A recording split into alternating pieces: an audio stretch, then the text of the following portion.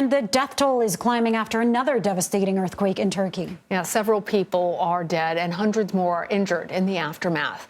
This video shows the second that the 6.3 magnitude earthquake rattled the southern part of the country. The tremors were reportedly felt in Syria, Lebanon, and Egypt. This latest aftershock hits just 2 weeks after deadly earthquakes struck in Turkey and Syria. More than 45,000 people are dead, and that number has continued to rise.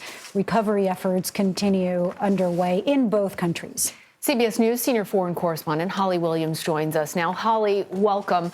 Tell us, what's the situation on the ground in the aftermath of this most recent earthquake? Good afternoon, Lilia and Lana. This was significantly smaller than the earthquake back on February the 6th. That was 7.8 magnitude. But the epicenter was very close by, also in Hatay province in southern Turkey. And it was apparently felt not just in neighbouring countries like Syria, but as far away as Egypt. At least 8 people have been reported killed and around 300 injured in Turkey alone, according to officials there. There are reports that buildings that were damaged in the first quake earlier this month collapsed during this second quake, both in Turkey and over the border in Syria.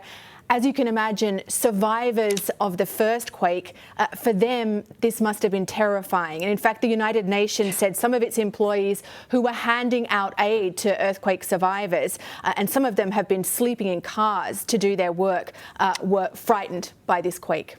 I can't imagine how triggering that must be for people who survived it, and how frightening for those stepping in.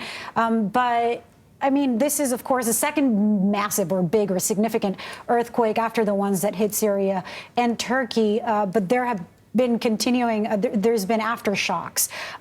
Talk to us about the aid and resources that are now needed as the aftershocks continue to help in recovery and all the other efforts to help the people that need it most.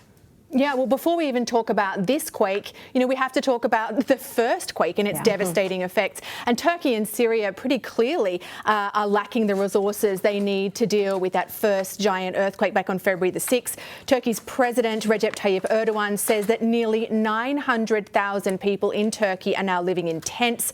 And you may remember that the Turkish government was criticised domestically for not acting faster to help people after that first quake. Now, Turkish officials have been warning people not to go back into the wreckage of their former homes, but understandably, it seems that not everyone has listened to that advice. And apparently some of those killed in this quake were inside a damaged building.